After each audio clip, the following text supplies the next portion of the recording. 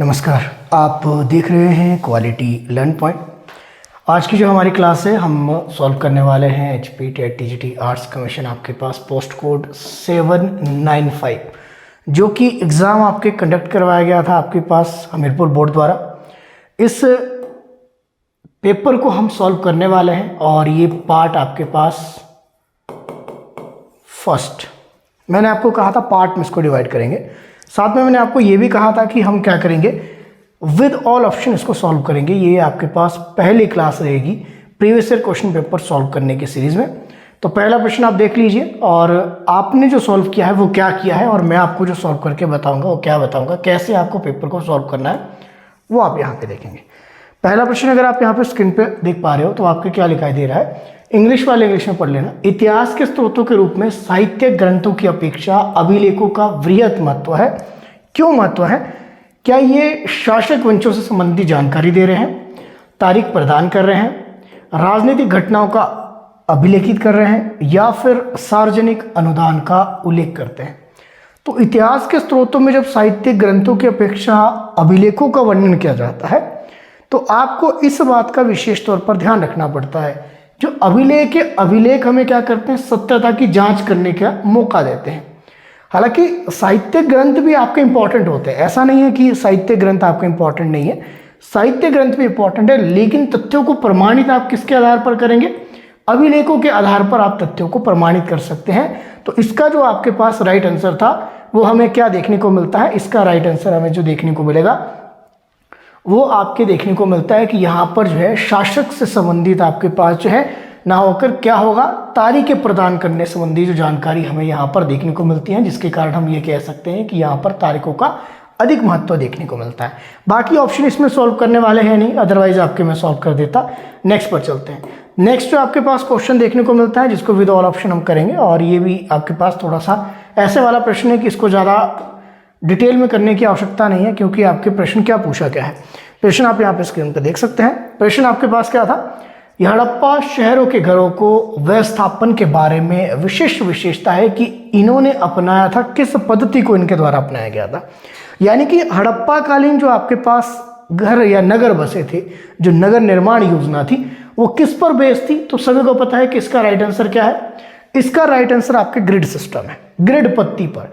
Grid system क्या होता है, ग्रिड सिस्टम होता है जहां पर समकोण बनाते हैं जो रास्ते, इस तरह का आपके पास इसको मानकर चलिए ये रास्ते हैं और ये समकोण पर एक दूसरे को काट रहे हैं, इधर को भी काट रहे हैं और समकोण पर आपके पास इस साइड को भी काट रहे हैं और यहाँ तो आपकी ये बनी रहे। यानी कि अगर आप इसको देखें तो एक तरह का जाल, जैसे मकड़ी का जाल होता है, ये होता है आपके ग्रिड सिस्टम। इस बेस पर आपके पास यहाँ पर सड़कें जो है एक दूसरे को काटती थी। अब अगर हम देखें तो आपके पास ये क्रॉस रोड क्या होता है, क्रॉस रोड का मतलब आपने चौराहा देखा होगा। मान लीजिए ये आपके पास चौराहा है जहां से चार रास्ते जाते हैं, ये बीच में चौक है, तो इसको हम क्या कहेंगे, इसको क्रॉस रोड कहेंगे। तो इसको डिटेल में करने की आपकी आवश्यकता नहीं है। वैसे ही आपके पास है सर्कुलर रोड वगैरह, एंगुलर सिस्टम वगैरह, इसको आप छोड़ दीजिए, इसमें आपके पास कोई तथ्य आपके लिए है नहीं इंपॉर्टेंट। अगले प्रश्न पर जाएंगे सीधे और ये इंपॉर्टेंट प्रश्न आपका रहेगा। अगला प्रश्न अगर आप देखें तो आपके पास प्रश्न क्या देखने को मिल रहा है, ऋग्वैदिक काल में दैनिक प्रशासन के राजा को सहायता देने के लिए सर्वाधिक महत्वपूर्ण अधिकारी कौन हुआ करता था। प्रश्न आप देख लीजिए, प्रश्न आपके ऋग्वैदिक काल से पूछा गया है। ऋग्वैदिक काल में भी हम देखते हैं उत्तर वैदिक काल आता है और फिर आपके पास वैदिक और उत्तर वैदिक दोनों में हम देखते हैं। तो यहाँ पर ऋग्वैदिक से पूछा है और दैनिक प्रशासन से संबंधित है। तो यहाँ पर दैनिक प्रशासन में राजा की सहायता के लिए सबसे महत्वपूर्ण अधिकारी, आप यहाँ पे वैसे भी देख सकते हैं, यह हाईलाइटेड है आपके क्वेश्चन, तो आपके पास इसमें पुरोहित जो है ये राजा की सहायता के लिए होता था, राजा का एक सलाहकार के रूप में आपके काम करता था। अब बाकी के ऑप्शन को आप देख लेना, बाकी के ऑप्शन आपके पास इंपॉर्टेंट है, अपने आप में महत्वपूर्ण है। जैसे कर्क संग्राहक, अब देखिए दैनिक प्रशासन में राजा की सहायता करने वाला कौन था, पुरोहित था, सबसे महत्वपूर्ण यही अधिकारी है। बाकी के बारे में भी आपको मैं डिटेल में बता देता हूँ, क्योंकि इसके ऊपर डिटेल में मैंने आपके पास लिखा है ताकि आपको और डिटेल में इसमें बताया जा सके। तो यहाँ पर पुरोहित सहायता करने वाला क्या है, एक सलाहकार है, एक सलाहकार के रूप में आपके अपनी मुख्य भूमिका आपके निभा रहा था।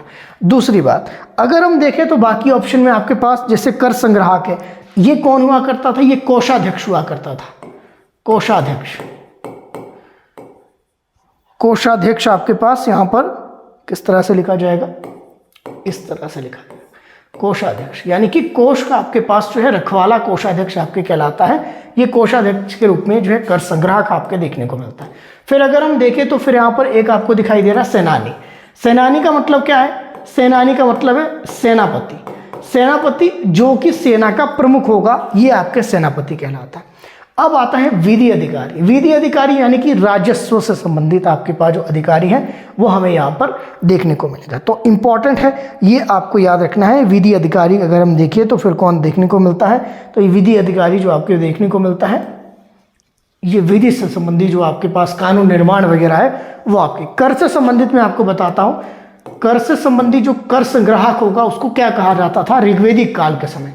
ऋग्वेदिक काल में उस व्यक्ति को कहा जाता था, ये थोड़ा सा कॉम्प्लिकेटेड हो सकता है, जो कर संग्रह करता है। ब्रिक, वेट कीजिए, जो आपके पास कर संग्राहक है उसको आपके क्या कहा जाता था, जो कर का संग्रह करेगा। कर संग्राहक कहलाता था आपके पास भृगदूधा। कई जगह भृगदूध लिखा है, कई जगह भृगदूधा लिखा है। अब आपने देख लेना भृगदूध लिखना है या भृगदूधा लिखना है। ये कर संग्राहक आपके हुआ करता था, ठीक है। ये चीज आपको थोड़ी सी ध्यान में रखनी। पुरोहित तो क्या हुआ करता था, पुरोहित आपके पास एक सलाहकार के रूप में राजा के कार्य करता था। दूसरा, सेनानी कौन हुआ करता था, सेनानी आपके पास सेना का प्रमुख हुआ करता था। विधि अधिकारी कौन हुआ करता था, जो कि कानूनी व्यवस्था वगैरह आपके चलाए रखता था। तो ऋग्वेदिक काल में ये राजा के कुछ आपके पास यहाँ पर जो है सहायता करने के लिए कुछ प्रमुख अधिकारी हुआ करते थे। अच्छा, प्रश्न ये पूछा जाता है कि इन अधिकारियों की जो संख्या है, जैसे दैनिक प्रशासन के लिए जो भी अधिकारी थे, इसके महत्वपूर्ण अधिकारी थे, इनकी कुल संख्या कितनी थी, 12। यह बड़ा महत्वपूर्ण प्रश्न है, हो सकता है ये बन जाए। जो राजा की सहायता के लिए ऋग्वेदिक काल में आपके अधिकारी थे, उनको हम देखते हैं कि उनकी कुल संख्या कितनी थी, 12 थी। दूसरा, ऋग्वेदिक काल में राजा को क्या कहा जाता था, पहली बात ये। दूसरी बात यह कि इन अधिकारियों को, जो 12 अधिकारी हैं, इनको क्या कहा जाता था, इनको कहा जाता था रत्नी। लिख लीजिए, ये 12 जो अधिकारी थे ये क्या कहलाते थे, रत्नी कहलाते थे। ये रत्नी कहलाते थे। दोबारा मैं लिख लेता हूं, इनको रत्नियां कहा जाता था, ये रत्नी कहलाते थे, जो कि 12 अधिकारी थे। तो प्रश्न अगर पूछा जाए, ऋग्वेदिक काल में जो राजा के प्रमुख अधिकारी थे, इनको क्या कहा जाता था, इनको रत्नी कहा जाता था। जबकि राजा की अगर बात करें तो राजा आपके पास खुद क्या कहलाता था, राजा को क्या कहा जाता, गोप जनस्य। लिख लीजिए, जनस्य गोप भी कहा जाता था और गोप जनस्य भी कहा जाता था। आगे पीछे इसको लिखा जाता है। कई जगह जो गोपति भी कहा गया है, गोपति भी आपके कहा गया है, जो आपके पास गायों की रक्षा करने के लिए, पशुधन की सुरक्षा करने के लिए आपके पास राजा का जो चयन होता था। तो इस संदर्भ में भी इस अधिकारी को, राजा को आपके पास संदर्भित किया गया है। तो ये आपने ध्यान रखना। कई जगह इसको गोप जनस्य, कई जगह जनस्य गोप भी कहा जाता है, दोनों आगे पीछे आपके, और कई जगह इसको गोपति के रूप में। इसके जितने भी महत्वपूर्ण अधिकारी थे वो आपके पास 12 के 12 अधिकारी, ये क्या कहलाते थे, ये रत्नी कहलाते थे। अब देखिए, अगर 2020 में ये क्वेश्चन बना है, ध्यान से समझना, अगर 2020 में यह क्वेश्चन बना है कि आपके पास ऋग्वेदिक काल में दैनिक प्रशासन के लिए सहायता के लिए जो अधिकारी थे वो कौन कौन से थे, ये तो आपके पास यहाँ पर 4 है। इसके अलावा और भी कुछ एक अधिकारी हैं जो अगर आप लिखना चाहें, जैसे कि गोवीकर्ता। गोवीकर्ता हुआ करता था वन प्रमुख, जो वन का प्रमुख होगा गोवीकर्ता। वैसे सारथी के रूप में एक शब्द प्रयोग किया गया है, सुत। ये 12 जो रत्नी है, उन 12 रत्नी में से एक की चर्चा की जा रही है, सुत। लिख लीजिए, ये कौन था, सुत, सारथी। ये हमें सारथी के रूप में आपके जाना जाएगा। अगर पूछा जाएगा कि ऋग्वेदिक काल में जो है राजा का सारथी क्या कहलाता था, तो प्रश्न आपके पास इसका क्या बनेगा, ये सुत बनेगा। इसका राइट आंसर क्या होगा कि सुत आपके जो है इसमें सारथी के रूप में जाना जाता है ऋग्वेदिक काल में राजा की सहायता के लिए, जो कि रत्नी में से एक था। रत्नी का मतलब 12 आपके पास जो मुख्य प्रशासनिक अधिकारी हुआ करते थे ऋग्वेदिक काल में राजा के समय। जबकि राजा के लिए हम देखते हैं तो राजा के लिए आपके पास जो है कौन सा शब्द है, गोप कई जगह लिखा है, कई जगह गोपति लिखा है। तो इन शब्दों को आपने ध्यान में रखना। इसके अतिरिक्त जो गांव का मुखिया होता था, ग्रामणी कहा जाता था। इसके अलावा आपके पास जो है इसकी मुख्य रानी, उसको क्या कहते थे, महिषी।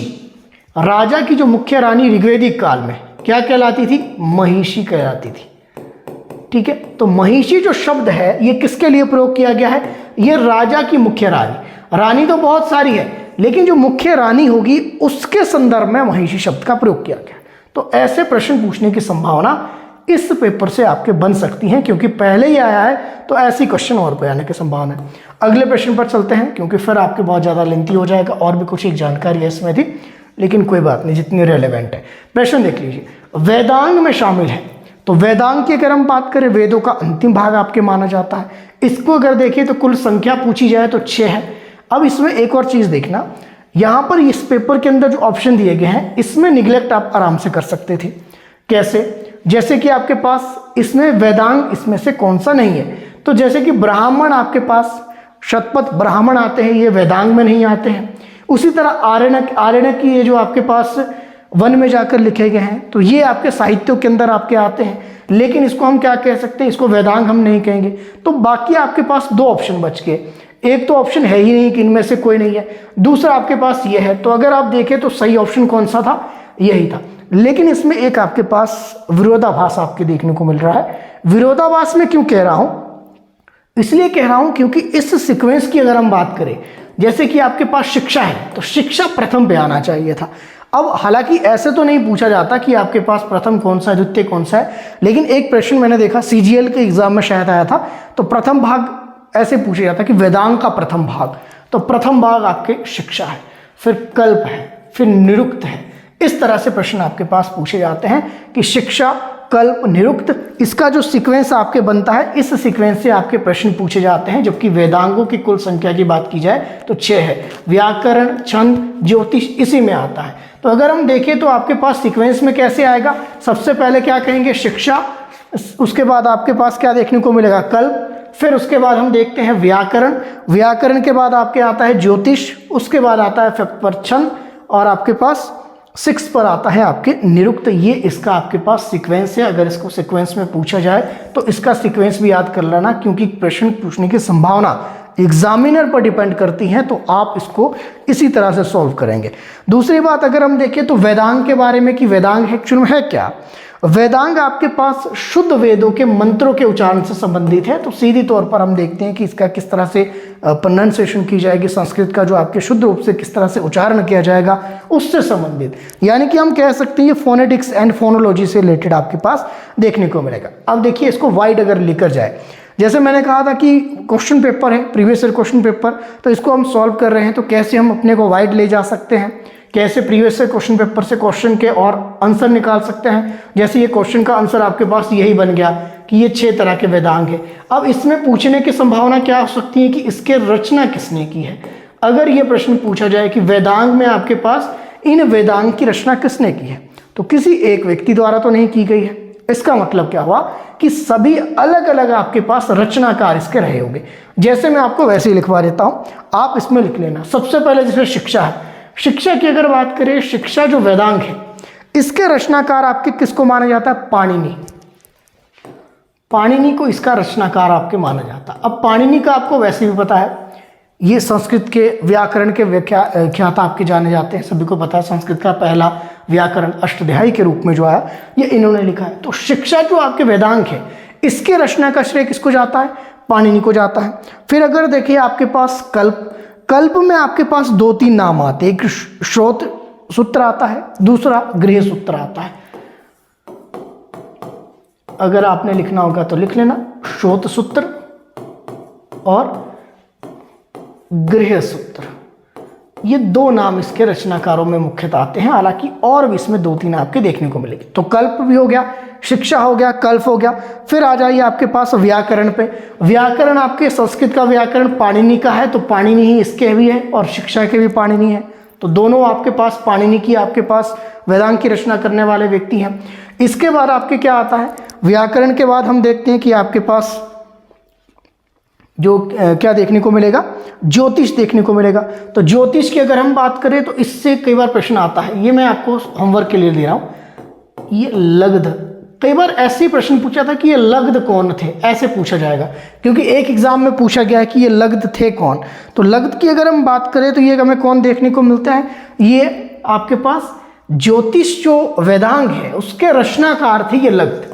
तो उससे संदर्भित ये व्यक्ति है। तो ज्योतिष की जो आपके पास रचनाकार के रूप में किस व्यक्ति को जाना जाता है, लग्न को जाना जाता है। इसके अलावा हम छंद की बात करते तो छंद के आपके पास कौन है, पिंगल, इसके रचनाकार पिंगल है। अगर वाइट लेकर जाए तो ऐसे हम इसको पेपर को सॉल्व कर सकते हैं। फिर आपके कौन बच गया, फिर आपके बच गया इसमें निरुक्त। निरुक्त की अगर हम बात करते हैं यास्क, यास्क इसके रचनाकार है, इंपॉर्टेंट है, यास्क इसके रचनाकार के रूप में आपके जाने जाते हैं। अब ये वाला हो गया आपके पास कंप्लीट, इसमें और हम आगे तक नहीं जाएंगे क्योंकि फिर आपकी ये बहुत ज़्यादा लेंथी हो जाएगा पेपर। नेक्स्ट आपके पास क्वेश्चन देख लीजिए। क्वेश्चन क्या है, who was also known as Kunik. इसमें उपाधि के रूप में कि कुनिक किसे जाना जाता है, किसे कुनिक के रूप में जानते हैं। तो कुनिक की अगर हम बात करें तो कुनिक के रूप में किसको जाना जाता है, ये उपाधि थी कुनिक की। कुनिक उपाधि किसकी देखने को मिलती है, अजातशत्रु की कुनिक उपाधि के रूप में देखने को मिलता है। अब अजातशत्रु की अगर हम बात करें तो अजातशत्रु आपके पास क्यों इंपॉर्टेंट है, इसको कहा जाता है वैदेही पुत्र। वैदेही पुत्र किसे कहा जाता है, अगर यही प्रश्न बन गया, वैदेही पुत्र अजातशत्रु ऐसे आपके कहा जाता है। अजातशत्रु के संदर्भ में वैदेही पुत्र अजातशत्रु इसको कहा जाता है। उपाधि जो इसकी आपके देखने को मिलती है कुनिक की उपाधि के रूप में इसको हम जानते हैं। इसके अलावा एक चीज बड़ी इंपॉर्टेंट है अजातशत्रु से, क्या देखने को मिलती है, एक तो आपके पास बौद्धों की पहली संगति होती है, आप सभी को पता है राजगृह में पहली बौद्ध संगति जो आपके देखने को मिली वो अजातशत्रु के समय देखने को मिलती है। दूसरी, अजातशत्रु का एक हथियार था, जब युद्ध के समय वो जाता था तो उसके रथ में आपके पास एक इस तरह का हथियार लगा था, एक धारदार आपके पास चाकू या तलवारें वगैरह इस तरह से लगी थी, उसका कई बार नाम पूछ लिया जाता है। तो इसको लिख लेना आपके रथ मुसल। हाँ, रथ मुसल, ये थोड़ा सा कॉम्प्लिकेटेड हो सकता है। रथ मुसल ये किसके हथियार के रूप में जो है प्रसिद्ध हथियार था, ये अजातशत्रु का था। तो उसको क्या आपने याद रखना, अजातशत्रु का आपको पता ही है कि अजातशत्रु आपके पास जो है कुनिक के रूप में आपके जाने जाते थे। अगर हम देखें तो आपके पास अगला जो ऑप्शन सॉल्व करना चाहे तो अगला ऑप्शन हमें कौन सा देखने को मिलता है, कोई भी एक पकड़ लीजिए, यही पकड़ लीजिए प्रसेनजीत। प्रसेनजीत को हम क्यों जानते हैं, प्रसेनजीत का उल्लेख हमें जो है कौशल के राजा के रूप में आपके देखने को मिलता है। बाकी वैसे तो हमें इसका कोई आपके उल्लेख नहीं है। तो कौशल प्रसेनजीत के रूप में, कौशल एक 16 महाजनपद में से एक आपके पास महाजनपद हुआ करता था, तो उस करके प्रसेनजीत को हम जानते हैं। इसके अलावा हम प्रसेनजीत के बारे में अगर मुझे कोई फैक्ट देखने को मिलता है, मैं एक बार इसको चेक कर लेता हूँ। बुद्ध के ये अनुयायी थे।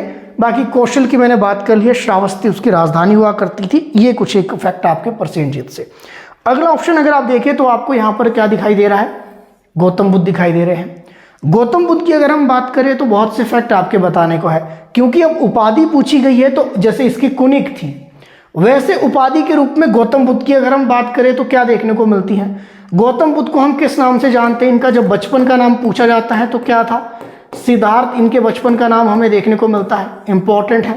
तो उस करके ये बड़ा इंपॉर्टेंट है। मूल नाम इनका सिद्धार्थ ही था, बचपन का नाम भी इनका सिद्धार्थ था। इसके अलावा इन्हें किस और नाम से जाना जाता है, इनको शाक्य मुनि भी कहा जाता है।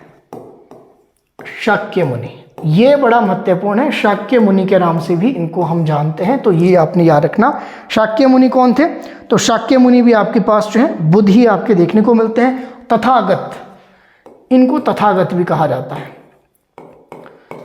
ये इनके नाम है तथागत। ये गौतम बुद्ध के नाम है, क्योंकि कुनिक हमने उपाधि देखी तो उपाधियों से संबंधित ही हम प्रश्न देखने की कोशिश करेंगे। बाकी तो इनके बारे में बहुत सी चीज़ें हैं गौतम बुद्ध के बारे में, जब जैन धर्म बौद्ध धर्म हम पढ़ते हैं तो उसमें उसका उल्लेख हमें देखने को मिलता है। अब इसकी उपाधियों को अगर छोड़ दे तो फिर हमें क्या देखने को मिलता है, फिर हमें देखने को मिलता है कि भगवान बुद्ध के समय एक विशेष घटना घटी। कई बार ऐसा उल्लेख है, कई बार विवाद भी इस पर हुआ है, काफ़ी विवाद भी इस पर देखने को मिला कि जब इनका जो अंतिम भोजन कई बार पूछ लिया जाता है कि गौतम बुद्ध का जब आपकी मृत्यु हुई तो मृत्यु से पहले इन्होंने जो भोजन किया था उस भोजन पर कई बार विवाद हो जाता है। ऐसा माना जाता है कि नरम सूअर का मांस था, वह था या नहीं किसी को नहीं पता। उसको क्या कहा जाता है, शुक्र माधव। शुक्र माधव उसको कहा जाता है, जो अंतिम बार इन्होंने भोजन किया था। अब इसके ऊपर आपके पास देखिए क्या है कि बड़ा विवाद रहा है। विवाद का कारण क्या था और क्यों ऐसा माना जाता है कि ये मांस भी खाते थे, इसलिए ऐसा माना जाता है क्योंकि इन्होंने क्या किया था, कुछ एक नियम बनाए थे अपने संघ के, जिसमें यह कहा गया था कि जितने भी अनुयायी होंगे वो कभी भी अपना मनपसंद जो भोजन है उसको मांगकर नहीं खाएंगे। जो किसी व्यक्ति ने जो है पा दिया बस उसे ही आपके जो है खा लेंगे, जबकि अपने मनपसंद के भोजन को खाने से उन्होंने इनकार कर दिया था या मांग नहीं करेंगे। तो उस संदर्भ में जो अंतिम जो भोजन है शुक्र माधव के नाम से जाना जाता है, जो एक तरह से कुछ सोर्स कहते हैं कि ये जंगली मशरूम थी, कुछ कहते हैं कि ये नरम सुअर का मांस था। तो उस करके इस संदर्भ में काफ़ी विवाद होते रहते हैं। तो इतनी बातें आपके पास भगवान बुद्ध से संबंधित या गौतम बुद्ध से संबंधित काफ़ी है। फिर आपके पास चलते हैं नेक्स्ट, आपके जो इसमें ऑप्शन कौन सा दिख रहा है, बिंबिसार।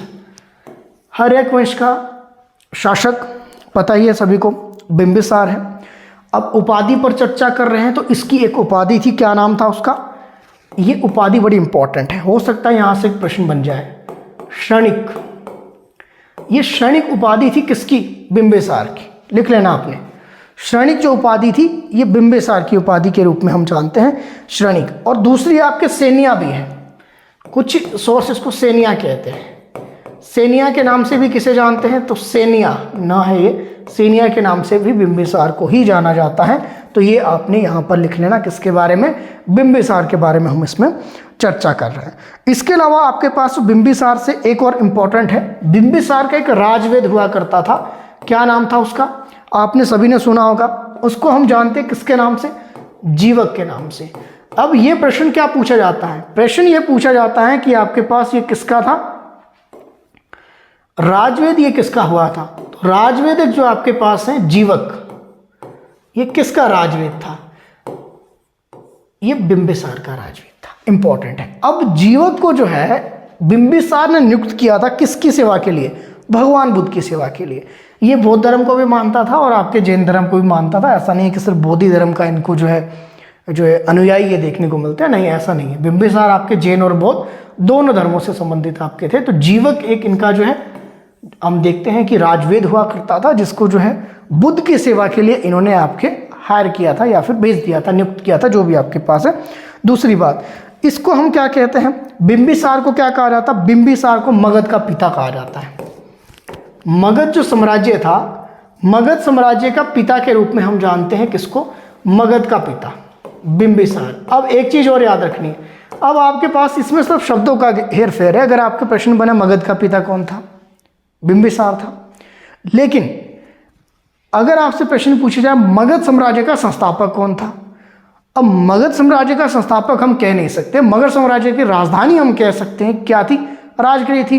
अब मगध साम्राज्य के अंदर बहुत से राजवंश थे, जिसमें पहला जो राजवंश हम देखते हैं कौन सा देखते हैं, हर्यक वंश। तो हर्यक वंश का संस्थापक आपके माना जाता है बिंबिसार को।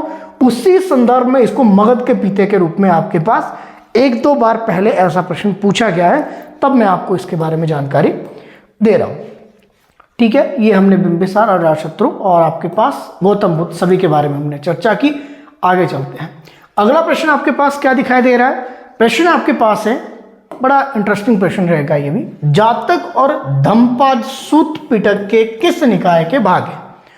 तो यहां पर पहले तो आपको यह पता होना चाहिए कि सूत पिटक क्या है। जब हम बौद्ध धर्म पढ़ते हैं, बौद्ध धर्म के अंदर हम जो चर्चा करते हैं किसकी करते हैं, त्रिपिटक की करते हैं। त्रिपिटक,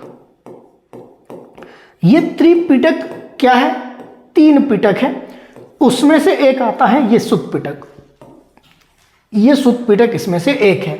सुत्त पिटक के जो है कितने निकाय है, निकाय की जब बात की जाएगी कुल 5 निकाय है। अब इसमें से 5 निकाय में से किसमें जातक और धम्मपद की बात की गई है, यह प्रश्न पूछा गया है। तो ये जो बात की गई है किसमें की गई है, खुद्दक निकाय में। अब खुद्दक निकाय से मैं कुछ एक और प्रश्न आपको बताता हूं कि खुद्दक निकाय एक्चुअल में सिर्फ धम्मपद या जातक शब्दों से संबंधित नहीं है, इसमें और भी कुछ एक शब्दों का उल्लेख है। जैसे कौन कौन से शब्द हैं आप इसमें लिख लेना, मैं लिख नहीं रहा हूं, सिर्फ आपको मैं बता रहा हूं, आप इसको जो है वीडियो रोककर आप देख लेना। अपदान है, बुद्धवंश है, थेर गाथा है, ये लिख लेता हूं, ये थेर गाथा ये इसी के अंदर आता है, ये बड़ा इंपॉर्टेंट है। थेर गाथा ये किस में है, थेर गाथा, ये थेर गाथा जो है इसी में आता है, खुद्दक में। ये जातक भी इसी में आता है, धम्मपद भी इसी में आता है, और ये थेर गाथा भी इसी में आएगा। इसके अलावा आपके पास निदेश है, इसके अलावा अपदान है, बुद्ध वंश है, ये सारे के सारे किस में आएंगे, ये खुद्दक निकाय में आएंगे। जातक का अगर मैं थोड़ा सा या धम्पद के बारे में थोड़ा सा और मैं उल्लेख करूं, आपको बताना चाहूं तो मैं क्या बता सकता हूं, तो जातक के बारे में सबसे पहले आप क्या लिखेंगे, या धम्पद के बारे में या जातक के बारे में, दोनों में से अलग अलग प्रश्न बनने की संभावना हुई तो क्या हुई, धम्पद के बारे में एक लाइन लिख लीजिए बस, वो सबसे इंपॉर्टेंट है। इसको बौद्ध ग्रंथ की गीता, बौद्ध ग्रंथ की गीता के रूप में इसको हम जानते हैं धम्पद को। दूसरा, जातक के संदर्भ में आप क्या लिखेंगे, जातक के संदर्भ में आप नोट डाउन कीजिए कि इसमें जातक ग्रंथ कौन कौन से थे। जातक एक्चुअल में है क्या, पहले तो ये समझ लिया आप। जातक है भगवान बुद्ध के पुनर्जन्म की कथाओं का वर्णन इसमें हमें देखने को मिलता है, या इसकी जानकारी हमें देखने को मिलती है। तो जातक में कौन कौन से और ग्रंथ है आगे, अगर जातक से कभी प्रश्न बना तो क्या क्या बन सकता है। जातक में आपके पास क्या क्या आता है, जातक में कौशाम्बी जातक है, दशरथ जातक है, मैं लिख नहीं रहा हूँ आप इसको लिख लीजिए, कौशाम्बी जातक है, दशरथ जातक है, साथ में महाजनक जातक है इसमें देखने को मिलता है, गांधार जातक जातक के अंदर ही देखने को मिलता है, उदयन जातक है, शंख जातक है और लोशक जातक है, ये सारे जातक के अंदर हमें देखने को मिलता है। तो ये तो ऑप्शन हमारा हो गया खुद्दक निकाय का कंप्लीट, जो कि इसका राइट आंसर है। अब बाकी पर चर्चा कर लेते हैं कि दीर्घ निकाय, 5 निकायों में से एक दीर्घ, आकार बहुत बड़ा है तो उस कारण इसका नाम क्या पड़ा, दीर्घ निकाय पड़ा। बुद्ध के जो आखिरी जीवन का समय था, जिसमें जो है आखिरी जीवन जो इनका रहा, चाहे उसमें उनके उपदेश रहे, चाहे उनकी शिक्षाएं इसमें रही, या फिर मैं कहूँ कि इनके जो है भोजन संबंधी जो विवाद वगैरह हुआ, इसकी चर्चा आपके दीर्घ निकाय में ही देखने को मिलती है। तो ये दीर्घ निकाय इसके करके इंपॉर्टेंट है। और सबसे इंपॉर्टेंट बात, बौद्ध धर्म का इंसाइक्लोपीडिया कहा जाता है दीर्घ निकाय को। ये सुत्त पिटक का भाग है, त्रिपिटक जो आपके थे जिसमें विनय पिटक है, सुत्त पिटक आता है, अभिधम पिटक आता है। हम सिर्फ चर्चा कर रहे हैं सुत्त पिटक की, और सुत्त पिटक के 5 निकाय में से 4 हमें यहाँ पर दिखाई दे रहे हैं, जिसमें हमने खुद्दक पर पहले चर्चा कर ली, दीर्घ पर अब चर्चा कर रहे हैं। बौद्ध धर्म का इंसाइक्लोपीडिया इसको कहा जाता है, ये चीज आपको ध्यान में रखनी है बस। और भगवान बुद्ध के अंतिम जीवन के जो क्षण रहे, चाहे उपदेश, चाहे शिक्षाएं, चाहे उनका भोजन, चाहे उनकी मृत्यु, महापरिनिर्वाण संबंधी जो कुछ घटना है, वो सारी दीर्घ निकाय में हमें यहाँ पर देखने को मिलेगी। इसके अलावा अगर हम देखें तो फिर आपको दिख रहा है यहाँ पर मध्यम निकाय ऑप्शन में। मध्यम निकाय की अगर हम बात करें तो इसमें कुल 157 इसमें सूतक आपके पास देखने को मिलेंगे। तो ये आपको यहाँ पर ध्यान में रखना, 157 सूत्र इसमें आपके देखने को मिलते हैं। और इसमें वैसे वाली कोई जानकारी नहीं है, जैसे दीर्घ को हमने इंसाइक्लोपीडिया कहा, ये वाला जानकारी आपके पास इसमें देखने को मिलती है। बाकी आपके पास जैसे हमने धम्पद की बात की तो बौद्ध ग्रंथ की इसको गीता कहा जाता है धम्पद को, ऐसी जानकारी है इसमें मध्यम के अंदर नहीं है। संयुक्त की अगर हम बात करें तो संयुक्त में आपके पास जो 56 सूत्र आपके पास देखने को मिलते हैं। इसमें भी 56 सूत्र के बारे में बहुत डिटेल में जाने की आवश्यकता नहीं है, जो इंपॉर्टेंट पॉइंट थे वह मैंने आपको इसमें करवा दिए। चलिए अगले क्वेश्चन पर चलते हैं। अगला क्वेश्चन आप देख लीजिए, उम्मीद है कि आपने भी ऐसे ही सॉल्व किया होगा पेपर। तो जब इसको आप 170 क्वेश्चन इसको सॉल्व करेंगे तो जाहिर सी बात है बहुत सी चीजें आपको और भी देखने को मिलेंगी।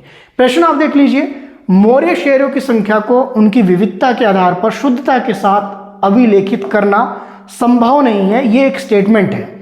अब इसमें तो क्या ही कर सकते हैं आप, ये अरियन की स्टेटमेंट आपके देखने को मिलती है। अरियन के बारे में अगर मैं आपको बताऊं कि अरियन क्या है, अरियन आपके पास एक आपके इतिहासकार के रूप में आपके जाने जाते हैं। और अरियन का आपके पास इतिहास किससे संबंधित है, ग्रीक हिस्टोरियन के रूप में, एक फिलोसफर के रूप में आपके जाने जाते हैं, जो कि इसका राइट आंसर आपके देखने को मिलता है। हम चर्चा कर सकते हैं किसके ऊपर, मेगास्थनीज के ऊपर। मेगास्थनीज कौन था पता होना है आपको, ये चंद्रगुप्त मौर्य के दरबार में सेल्यूकस जो प्रथम था उसके राजदूत के रूप में नियुक्त था। और मेगास्थनीज को हम इसलिए जानते हैं क्योंकि मेगास्थनीज आपके पास जो है एक कह सकते हैं कि आपके पास जो एक प्रसिद्ध रचना थी इनकी इंडिका, उसके रचनाकार के रूप में भी हम जानते हैं, एक लेखक के रूप में इसका वर्णन हमें देखने को मिलता है, जो सेल्यूकस निकेटर का एक राजदूत जो हमें देखने को मिलता है, जो चंद्रगुप्त मौर्य के दरबार में आपके भेजा गया था। तो मेगास्थनीज के बारे में ये कुछ पॉइंट। फिर है आपके पास हेलियोडोरस। हेलियोडोरस कौन था, ये यूनानी राजदूत था, जो कि एक राजा हुए, तक्षशिला के राजा थे, एल्टियाला सिडास ये राजा थे तक्षशिला के। ये इनका राजदूत आपके पास देखने को मिलता है। हालांकि ये शुंग वंश के जो राजा थे बागभद्र, उनके दरबार में ये आया था। और ये क्यों इंपॉर्टेंट है आपके पास हेलियोडोरस? हेलियोडोरस इसलिए इंपॉर्टेंट है क्योंकि इन्होंने क्या किया था, विदिशा में जो भगवान वासुदेव है, भगवान वासुदेव को समर्पित एक स्तंभ इनके द्वारा बनाया गया था। इंपॉर्टेंट है, विदिशा में आपके पास एक स्तंभ बनाया गया, विदिशा में, इसको लिख लेना आपके पास, विदिशा में इनके द्वारा एक स्तंभ बनाया गया। और इस स्तंभ को आपके क्या कहा जाता है, इस स्तंभ को इनके अनुसार, क्योंकि इसी ने बनाया था, तो हेलियोडोरस स्तंभ या गरुड़ ध्वज के नाम से इसको जानते हैं। तो अगर आपसे कभी एग्जाम में प्रश्न बना कि गरुड़ ध्वज का निर्माण किस इतिहासकार के द्वारा किया गया था, तो ये इतिहासकार हमें देखने को मिलते हैं, एक लेखक के रूप में, इतिहासकार के रूप में हमें देखने को मिलते हैं, यूनान के आपके पास थे ये वाले। अब जस्टिन पर बात कर लेते हैं। जस्टिन पर भी क्या बात करेंगे, बस ये भी एक लैटिन इतिहासकार के रूप में आपके चर्चा में आए हैं। ऐसे प्रश्नों को अगर आप सोच रहे हैं कि इसको भी कवर करके चलेंगे तो पॉसिबल नहीं है। हाँ, जितना आपको दिखाई दे रहा है उसके हिसाब से आप कवर कर सकते हैं। क्वेश्चन नंबर 8 पर आ जाइए। 8 क्या कह रहा है?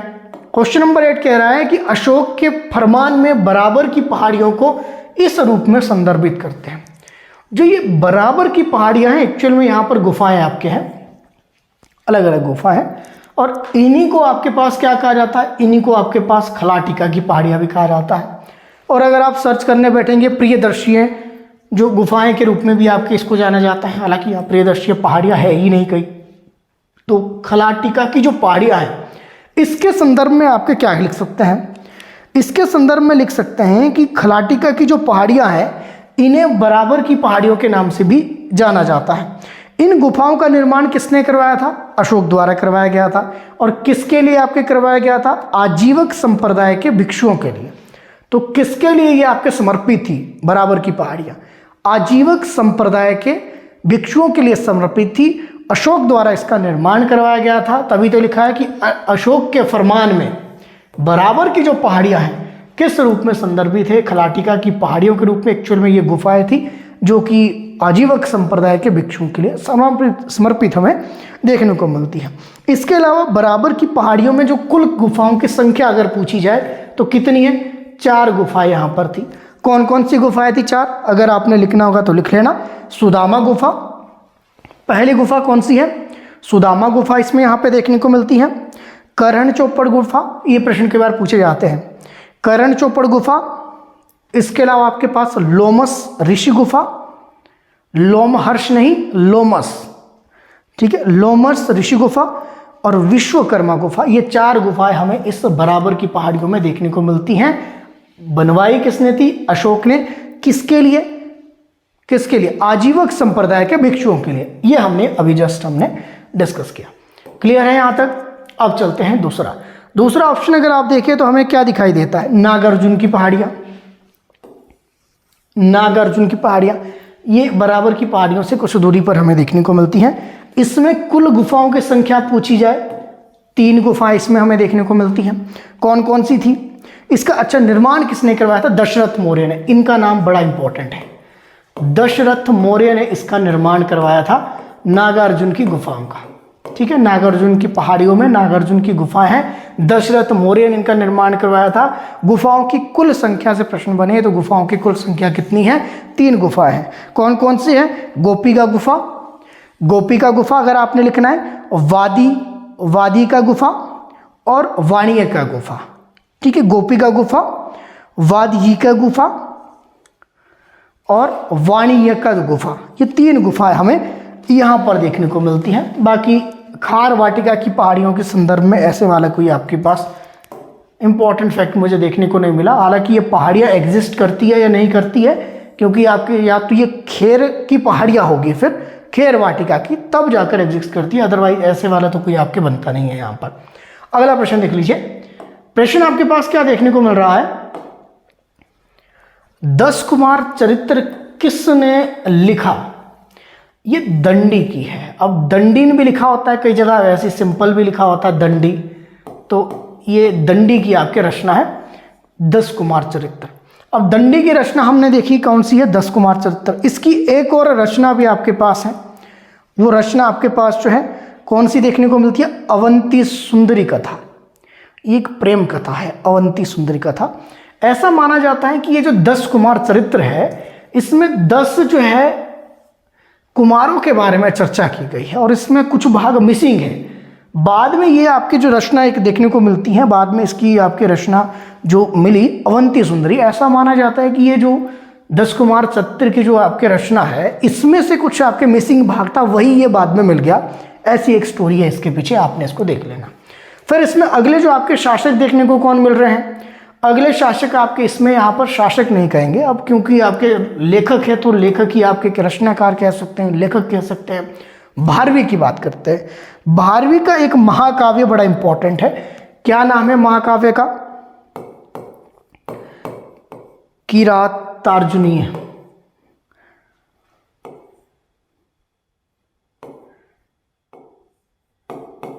किरातार्जुनीयम, ये महाकाव्य है भारवी का, इंपॉर्टेंट है। और ये महाकाव्य आपके पास किससे लिया गया है, ये प्रश्न पूछा जाता है। तो महाभारत के 18 पर्व है, सभी को पता होगा। उस 18 पर्वों में से एक पर्व आता है वन पर्व। एक पर्व है वन पर्व। वन पर्व का भाग है आपके पास क्या, वन पर्व का भाग है आपके पास ये किरातार्जुनीयम, ये वन पर्व का भाग है। ये महाभारत के 18 पर्व में से एक वन पर्व है। इसमें से आपके पास ऐसा माना जाता है कि ये जो किरातार्जुनीयम है ये महाभारत के वन पर्व पर आधारित आपके पास है, जिसके रचनाकार भारवी आपके माने जाते हैं। ठीक है, ये आपने ध्यान रखना। इसमें ऐसा कहा जाता है कि अर्जुन और किरात है, उसमें युद्ध संबंधी कुछ संवाद आपके इसमें किया गया है किरातार्जुनीयम में। तो किरात जिसमें देख रहे हैं किरात और अर्जुन, इन दोनों से शब्दों से ही मिलकर बना है किरातार्जुनीय। ठीक है, तो इन शब्दों को अगर आपने देखना तो भारवी से संबंधित है। ये महाकाव्य है जो कि महाभारत के 18 पर्व में से एक पर्व हमें वन पर्व देखने को मिलता है, उसका इसको भाग आपके कहा जाता है। अब आते हैं विशाखदत्त। विशाखदत्त का आपको सभी को पता है, इनकी रचना मुद्राराक्षम, देवी चंद्रगुप्तम, गुप्त काल के कवि के रूप में जाने जाते हैं। 2 रचनाएं आपने बस याद रखनी। कौन कौन सी आपने याद रखनी, एक आप याद रखेंगे मुद्राराक्षस, दूसरी आप देवी चंद्रगुप्तम, बस यही है। अगले ऑप्शन की ओर चलते हैं। अगले ऑप्शन है आपके पास सुबंधु। इनका आपके पास आपने नाम नहीं सुना होगा, वासदत्ता इनकी रचना है। वासदत्ता, ये किसकी रचना है वासदत्ता, ये सुबंधु की रचना आपके पास देखने को मिलती है, जो कि अलंकृत शैली में है और संस्कृत प्रेम कथा के रूप में आपके जानी जाती है। ये इंपॉर्टेंट है। ठीक है, ये हो गया क्वेश्चन 9। एक क्वेश्चन और कर लेते हैं, थोड़ा सा आज टायर्ड फील कर रहा हूँ, अदरवाइज आपके मैं और करवा देता। 20 तक मैंने कहा था, अभी स्टार्टिंग है तो पार्ट 1 में आपके 10 तक कर लेते हैं, बाकी के आपके कर लेंगे। चोल साम्राज्य की बात करते हैं तो इसमें सीधा आपके पास विनिमय की जो मूल इकाई थी ये धान के रूप में आपके जानी जाती है। ये डायरेक्ट क्वेश्चन आपके लुसेंट से हैं, आप अगर इसको देखेंगे तो आपको ये आराम से मिल जाएगा, इसमें ज़्यादा आपको खोजबीन करने की आवश्यकता नहीं है। हाँ, इतना जरूर मैं आपको होमवर्क के तौर पर दे सकता हूँ कि जो चोल साम्राज्य है इसके संस्थापक आपको पता होना चाहिए। चोल साम्राज्य के अंदर प्रमुख जो शासक रहे वो आपको पता होना चाहिए। जैसे मैं चोल साम्राज्य का संस्थापक बता देता हूँ, विजयालय आपके देखने को मिलता है। इसके प्रमुख जो आपके पास शासक कौन कौन से रहे ये कमेंट सेक्शन में आप कमेंट करेंगे। अगर कमेंट सेक्शन में आपके कमेंट आते हैं तो फिर जाहिर सी बात है मैं आपको अगले क्लास के अंदर क्वेश्चन नंबर 10 का और कुछ एक इंपॉर्टेंट पॉइंट आपको बता दूंगा। अदरवाइज फिर हम स्टार्ट जो कहाँ से करेंगे, सीधे आपके पास क्वेश्चन नंबर 11 से हम स्टार्ट करेंगे कि किसने सिंहासन पर आरोहण के साथ एक शक्तिशाली केंद्रीकृत सरकार के युग का प्रारंभ किया। फिर हमारी क्लास यहाँ से स्टार्ट होगी और ये जो आज की क्लास थी ये आपके पास स्टार्टिंग क्लास थी जो कि पार्ट 1 रहा। उम्मीद है कहीं ना कहीं आपके लिए हेल्पफुल रहा होगा। कमेंट सेक्शन में अपने सुझाव ज़रूर दीजिएगा, अगर कुछ मॉडिफिकेशन करनी है, कुछ और आपके पास जो है इन्फॉर्मेशन ऐड ऑन करनी है। बाकी मिलते हैं अगली क्लास में, तब तक के लिए आप सभी का तहे दिल से मेरे साथ बने रहने के लिए बहुत बहुत धन्यवाद।